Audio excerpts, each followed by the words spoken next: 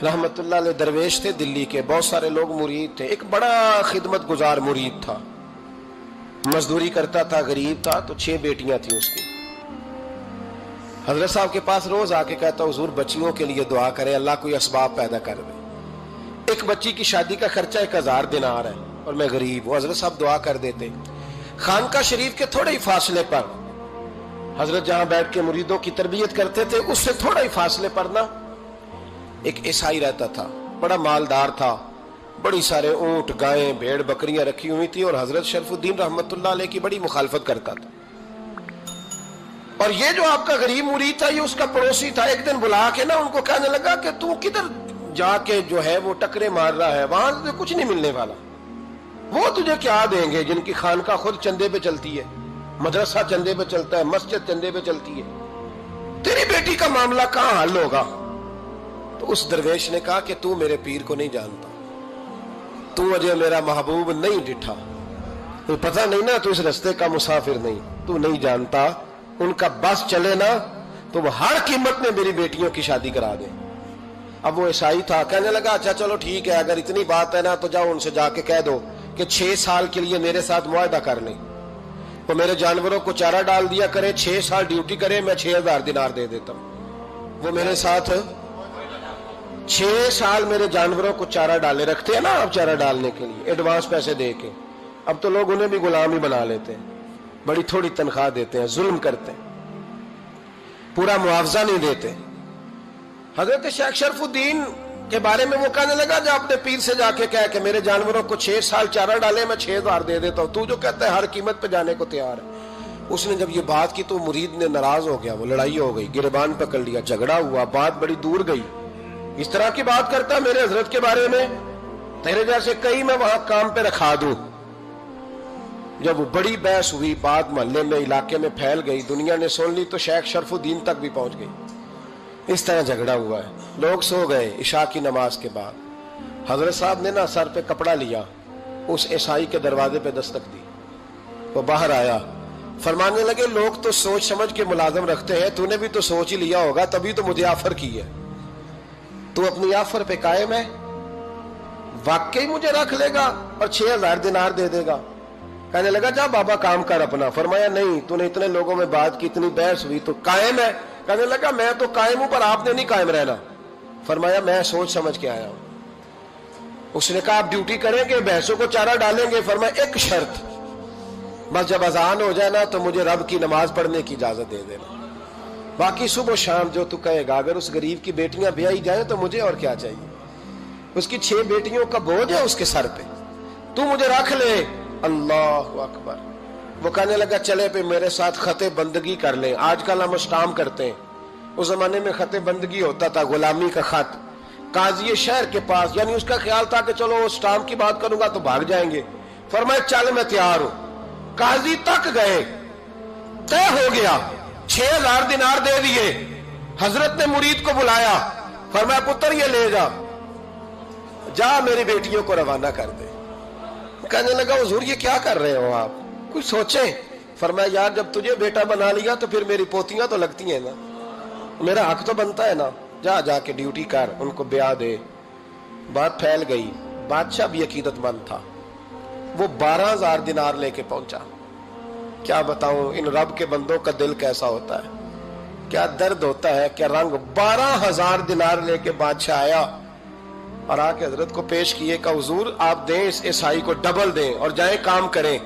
आप फरमाने लगे तू पैसे दे, शर्तें ना लगा, मेरा जहां दिल करेगा मैं खर्च करूंगा, मुझे तो मजा ही अब आने लगा है, अभी तो लुत्फ आ रहा है, अभी तो जायका आया है कुछ करने का, पैसे देने हैं तो दे, पाबंदी ना लगा, जहां मेरा दिल करेगा मैं। उसने कहा हुजूर ठीक है रख ले।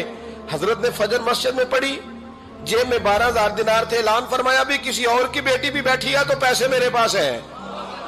वो 12000 दिनार भी बांट दिया और 12000 दिनार बांट के ना तो फिर चले गए खेत में चारा काटने।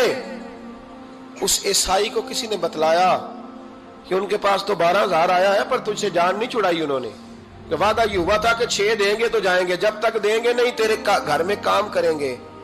वो ना चारा काट रहे थे, हजरत साहब तो वहां पहुंच गया, दूर जाके खड़ा हो गया, कहने लगा बाबा پہلے تو میں نے مسلمانوں کے اخلاق سنے تھے، اب تو میں نے دیکھ بھی لیے. پر یہ بتا جب 12,000 آیا تھا جان کیوں نہیں چھڑائی؟ تو حضرت چارہ کاٹتے کاٹتے رو پڑے. فرمانے لگے تو نہیں نہ جانتا یہ بیٹیاں سانجی ہوتی ہیں، پتہ نہیں نا. میرے رسول پاک نے تو حاتم تائی کی بیٹی کے سر پہ کپڑا رکھ کے کہا تھا بیٹیاں برابر ہوتی ہیں. تو یہ نہیں پتا جب اس کی 6 بیٹیوں کی شادی ہوئی ہے میرے اندر روحانیت کتنی بڑی ہے. فرمایا پھر 12,000 آیا ہے تو 2-4 بچیاں پھر گئی ہیں. تجھے نہیں پتا میں اندر سے راضی کتنا ہوں، میں تیری نوکری کرتا رہوں گا، پتہ نہیں اللہ کتنی بیٹیوں کو بیاہ دے گا.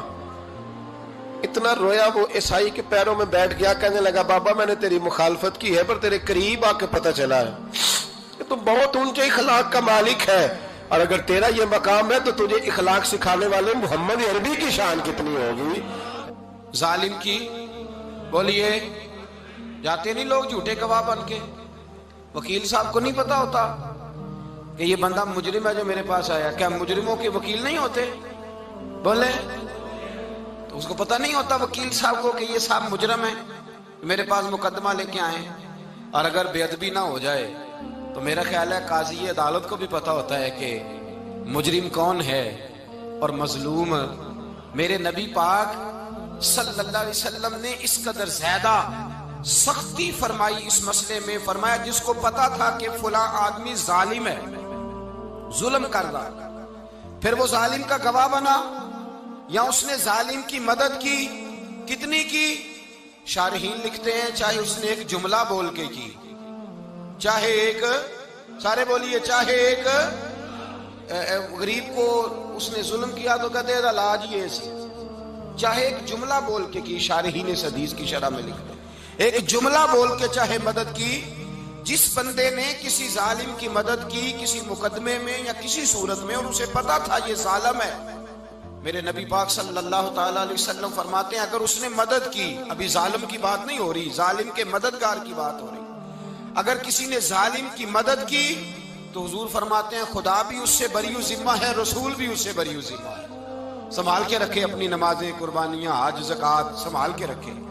اگر ظالموں کا مددگار ہے، الیکشن آ لینے دے، آپ کو نظر آ جائے گا کون کون ظالموں کا مددگار ہے، نظر آ جائے گا. اپنی جیب سے لوگ پیسے دے کے ظالموں کی مدد کریں گے، ان کے فلیکس چھپوائیں گے، بورڈ لگوائیں گے، جیبوں سے پیسے دے کے. ہم نے خود آگ لگائی ہے چمن میں اپنے، بے سبب گردشی ایام کو الزام نہ دو. ہم نے خود نور کا ظلمت سے کیا ہے سودا، کر کے توہین سحر شام کو الزام نہ دو. ظالموں کے مددگار میدان میں آ گئے.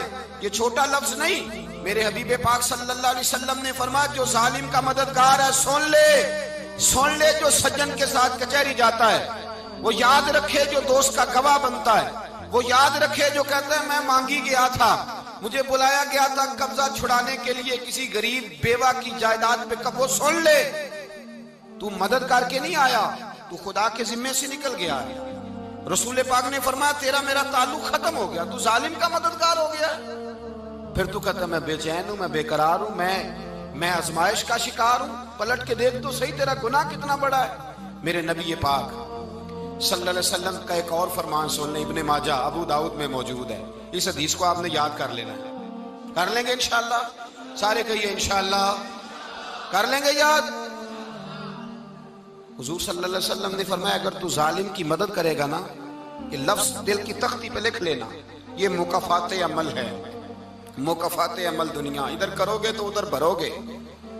فرمایا اگر تو کسی ظالم کی مدد کرے گا، سن لے حضور کا فرمان ہے، اگر تو ابن ماجہ ابو داؤد سیاہ میں موجود ہے، فرمایا اگر تو کسی ظالم کی مدد کرے گا تو رب تعالیٰ مرنے سے پہلے تیرے اوپر بھی ظالم کو مسلط کر دے گا. تیرے اوپر بھی ایک دفعہ ظلم ضرور ہوگا اگر تو ظالم کی، وہ کسی صورت میں بھی ہو سکتا ہے، کسی صورت میں بھی تیرا بیٹا ہی اٹھ کے ظلم کر دے گا، تو الجھ جائے گا، کسی نہ کسی جگہ تیرے لیے تباہی کا سامان ہوگا، تیرے اوپر ظلم ہوگا، اس لیے کہ تو ظالموں کا مددگار ہے. چاہیے یہ تھا کہ تو مظلوم کی مدد کرتا، انسانی ایمانی یقین کا فریضہ سر انجام دیتا. تو ظالموں کا مددگار ہو گیا. ٹٹول کے دیکھ لیں، رزلٹ نکال کے دیکھ لیں، ہمارے زمانے میں ظالموں کے مددگار زیادہ ہیں. اتنی لمبی زبانیں نکال کے ظالموں کی مدد کرتے ہیں. بڑے بڑے کالم نویس اللہ نے انہیں قدرت دی لکھنے کی، تو اپنا قلم ظالموں کی مدد میں خرچ کرتے ہیں۔ وہ لوگ جن کو اللہ تبارک و تعالیٰ نے قدرت دی، ہمت دی، طاقت دی، کچھ لوگ ان کے حلقہ احباب میں، وہ اپنے لوگوں کو استعمال کر کے ظالموں کی مدد کرتے ہیں، ظالموں کی مدد کرتے ہیں۔ میرے نبی کریم سید عالم نور مجسم صلی اللہ علیہ وسلم نے فرمایا، اگر تو نے ظالم کی مدد کی تو جب تک تو توبہ نہیں کرے گا رب تجھ سے ناراض ہی رہے گا۔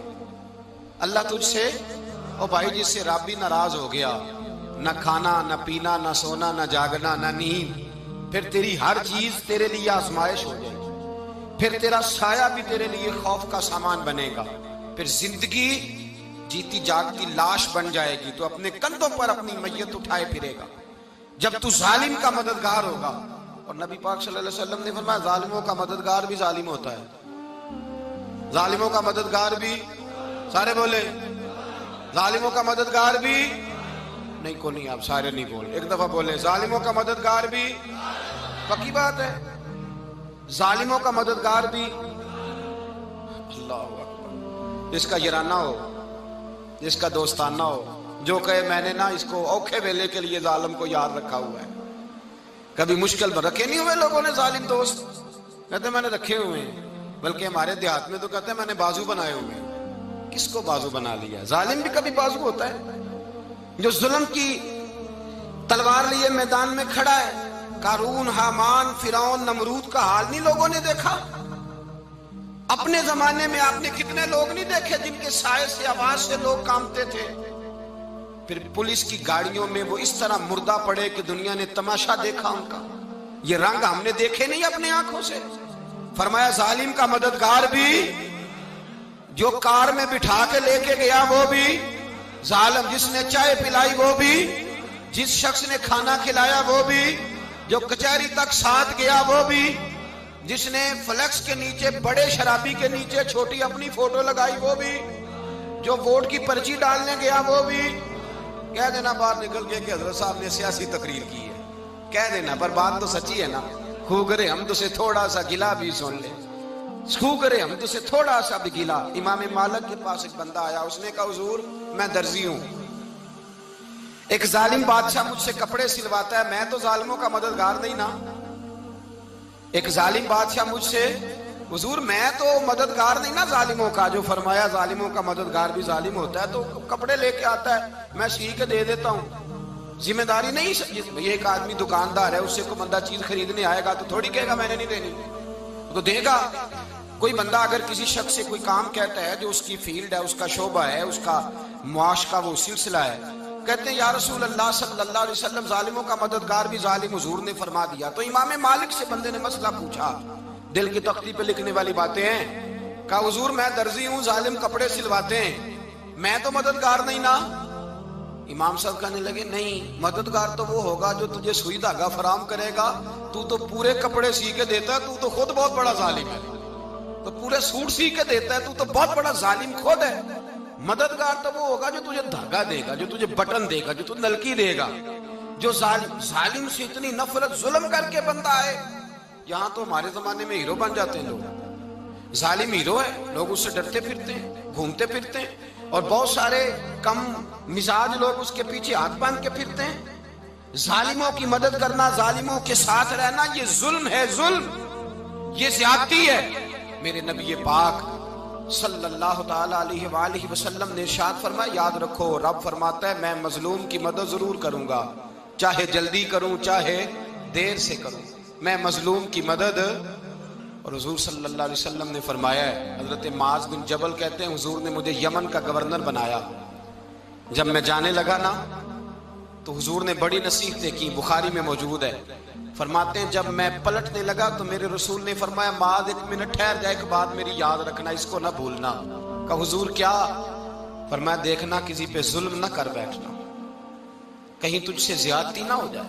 محبوبہ پھر حضور نے فرمایا سن میرے معاذ، میں تجھے گورنر بنا رہا ہوں، زیادتی نہ کر بیٹھنا۔ یا رسول اللہ صلی اللہ علیہ وسلم کیا ہوتا ہے؟ تو میرے کریم نے فرمایا جب مظلوم دعا کے لیے ہاتھ اٹھاتا ہے تو عرش کا مالک کہتا ہے فرشتوں پیچھے ہٹ جاؤ، عرش کا مالک کہتا ہے فرشتوں پیچھے ہٹ جاؤ۔